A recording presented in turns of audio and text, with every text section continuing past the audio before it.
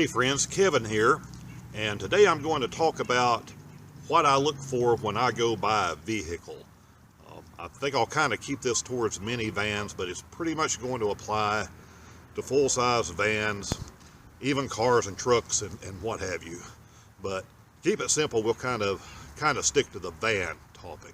I like older vehicles for several reasons. One is they are just much cheaper to service, much cheaper to repair. If you have a vehicle that's just a couple of years old, something happens to it and you'll be out of warranty fast. 3 years, whatever, is not much of a warranty. So you can be talking a 4 or 5 year old vehicle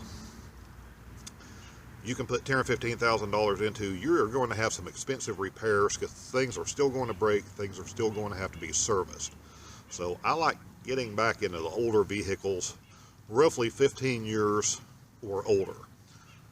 And one thing you want to stick with is, that I look to stick with, is things that there are a lot of on the road. The minivan I have now is a Chevy Venture. There was an Oldsmobile Silhouette. There were a couple other versions. There was a Pontiac version of it. So those things are out there. They're easy to find. They're easy to get parts for. The same thing if you stick with Fords. Of course, you stick with the Dodge, Chrysler, Plymouth stuff. And with foreign stuff, I might even go, if I was shopping, with a Honda Odyssey or a Toyota Sienna. Past that, I would pretty much stay away. This is my preference. I would pretty much stay away from a lot of other brands, simply because the other brands haven't sold many. You start getting into Mitsubishis and some of these other things that have been made over the years, you're going to have a lot harder time finding parts for. And when you do find them, they're going to be much more expensive. And I'm talking about just basic things that go wrong, door locks and little cheap things like that you can pick up from eBay or pick up from a local parts yard. It's going to be a much tougher search. The supply and demand is going to be out of whack when you get into something that's a little more rare. So rare is not what you want in a travel vehicle. You want common. You want something that are a dime a dozen. Now, when I'm shopping for things, I have one big requirement, and that is the air conditioner. The air conditioner has to work. I do not want air conditioner problems. I'm old enough to remember the time that, most of us didn't have air conditioners in cars, at least working air conditioners in cars.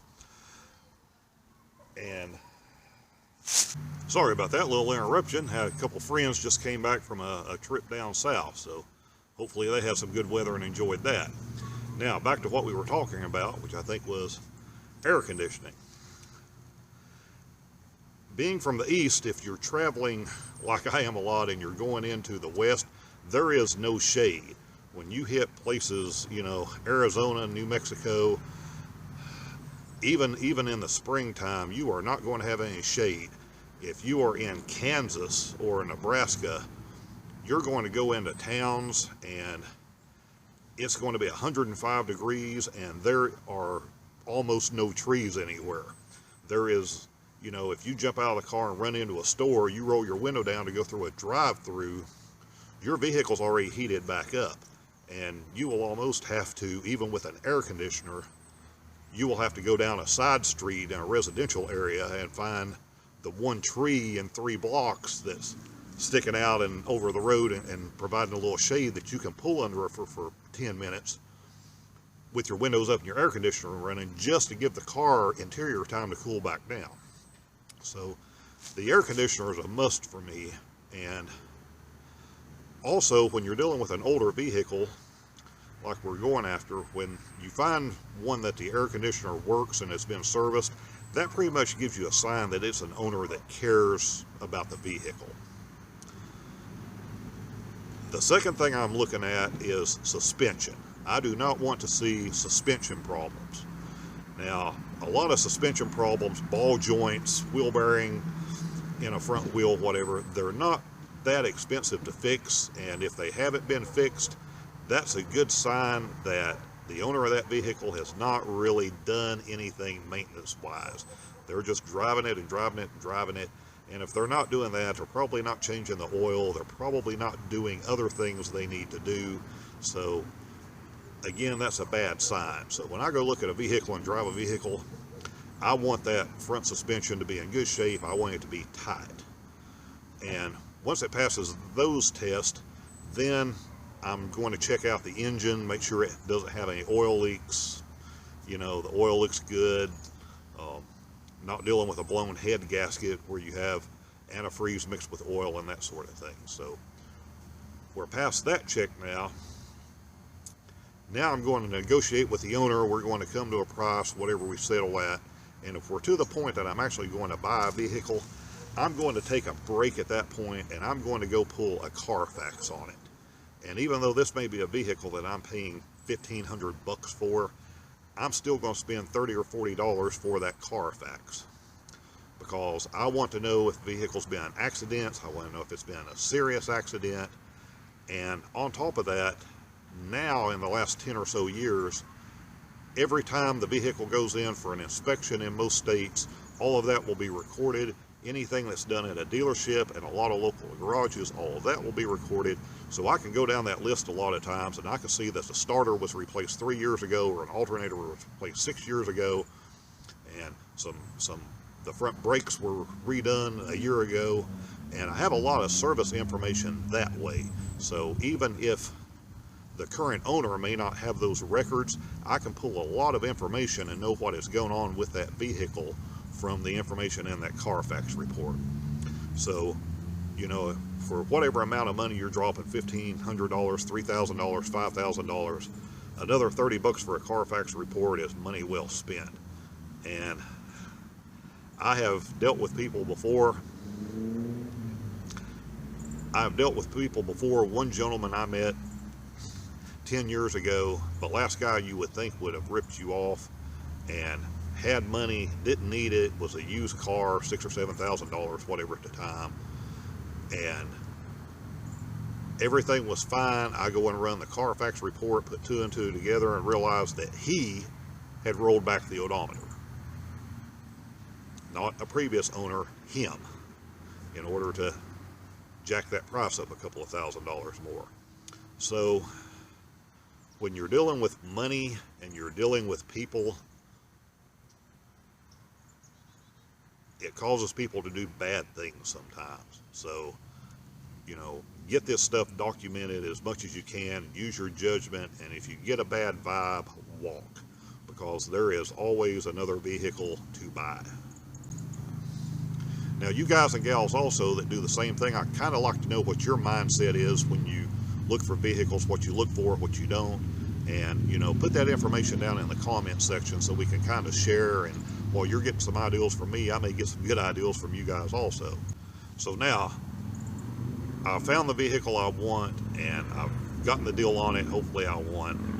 And while we're talking about that, sometimes it's better to pay a little bit more.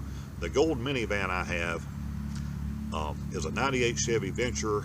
It was basically a one-owner vehicle, had about 170,000 miles when I bought it, had been really, really, really well kept, had just had service done, had just had new tires put on it. I had a lot of the service records, and this was a private party sale.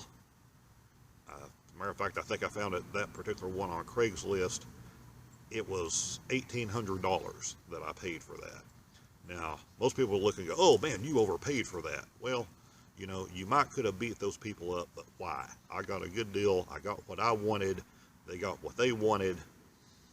There's nothing wrong with negotiating, but sometimes you can negotiate yourself right out of an opportunity. And this particular vehicle, until I had the problem that I'm having with it now, you have to remember, I've taken this vehicle and going from Tennessee to Texas and into Mexico. I've taken this vehicle and going from Tennessee to California and into Mexico. And I've taken this vehicle out of the Tennessee area all the way to Detroit and into Canada this year.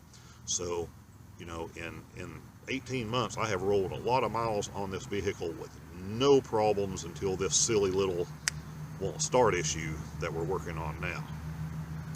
So sometimes it's better to pay up a little bit.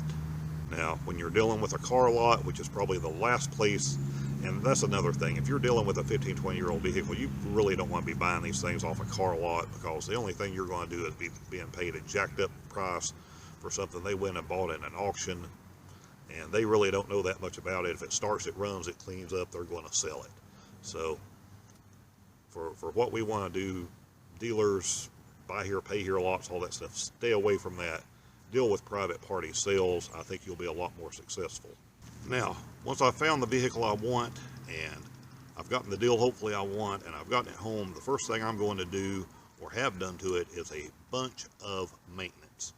And I'm going to go through whatever records I have, and if I can't find where something has been done, I'm going to assume it hasn't been done.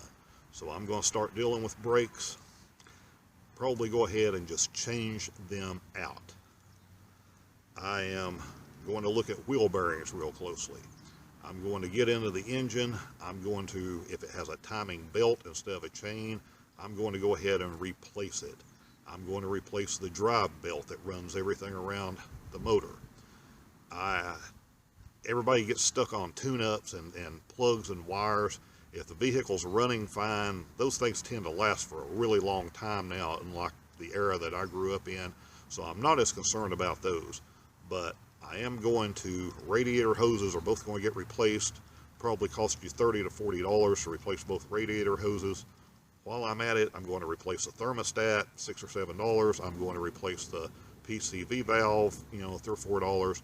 All those little things like that I want to have out of the way. I don't want to be driving down the road and start having issues out of those types of things. While I'm into it, if I don't have service records showing it's been done and it looks like it's been on there for a while, I'm probably going to go ahead and rip the water pump off, because again, when you're dealing with older vehicles, water pumps aren't that expensive. At the time I'm doing it, I'm probably just going to have that done also, because I don't want to deal with that issue either. So that should have me fine, because all of the cooling system parts are new, and I'm not having to take a chance on being stranded somewhere for one of those silly issues. Just go ahead and replace this stuff up front, and then I know I'm good for the next 3 or 4 years easily with that vehicle. But in the last 20 years, I've driven a lot of older vehicles for work, different things, and this is what I've done to all of them, and I've not had any major problems. I've not had any major breakdowns. Just take care of this stuff up front. It's worth paying to have it done once, or paying for the parts and doing it yourself once, to have the peace of mind and not have to deal with all these little itty-bitty issues that are coming up. Because my line of thinking is this: I basically want to be confident in jumping in a vehicle, and even if it's a vehicle like that van, most people are scared to death to jump in something that has 170, 180,000 miles on it and drive from the East Coast to California. Didn't faze me a bit. I knew it was in great mechanical shape. I knew it was in as good a mechanical shape as something with 50,000 miles on it. But if you're shopping for your next van and you're trying to plan your money out, you want to, set aside that $300 or $400 when you find your vehicle and have all this maintenance done and taken care of and get it out of the way. So when I'm on the road, the only thing that can really happen in theory is I could have a transmission problem. That would be the big one. I'm not really worried about the engine at all, because all that maintenance has been done. The only other two things that can happen is a starter could go out, an alternator could go out. Those things are not very expensive and they can be handled. And the smart thing to do, if you're really going to be traveling a lot, or if you're going to be full-time, and you're going to keep that vehicle a while, go ahead and buy an extra starter. Go ahead and buy an extra alternator. If you have basic tools and you have the ability to do that, throw them in the vehicle and have them with you. And even if you don't necessarily have the mechanical skills to be able to do that, if you're going to be doing a lot of traveling and traveling to places you have not been before, it's still a good idea to have an alternator and a starter with you, and maybe even a set of radiator hoses, because it's going to be fairly easy for you to find someone, even out in the middle of nowhere, that can probably do that type of basic shade tree mechanic repair for you. But it's not going to be easy for them to get the part if you're out in the middle part of the United States where it's 70 miles to get to the next town to buy the part, and they may not have the part in stock and they have to order it in, and it's going to take a day or two, and that can leave you just stuck and stranded for days and days and days. So if you're going to keep the vehicle a while, spend a few $100s, because again, older vehicles, these parts are much cheaper. Have you an extra starter, have you an extra alternator, have this stuff with you. So I've thrown a few basic ideals out. May give you something to think about in a way that you had not thought about it before. Again, I'd like to hear your views. If you think I'm right, if you think I'm wrong, if you have a better ideal, put those down in the comment section. One last thing, in the last few days you've noticed a bunch. I think I uploaded 12 or 14 of those older Route 66 West Coast trip videos in the last 24 hours. There's more of those to come. Some of you may like those, some of you may not. For those of you that enjoy them, that's great. One thing I could say is we're getting to the point now that in the middle of this trip, some things changed and cameras changed, and I've gotten better at editing, and I think the quality of these last 4 or 5 videos compared to the big batch before that, I think is much better, and I hope you'll agree with that. And I think the videos that are going to be upcoming off of these travel trips are going to be of much higher quality too, so I think you'll enjoy them more. Another thing I want to hit on with the travel videos I've done, if you're following along with all those videos on that Route 66 and Southwest USA trip, is all the things that you see us do in those videos, which is kind of where the Budget Travel Guy name came from. I'm sick of big things and just the tourist trap stuff. But almost everything you've seen us do and enjoy in those videos, 98% of that was free.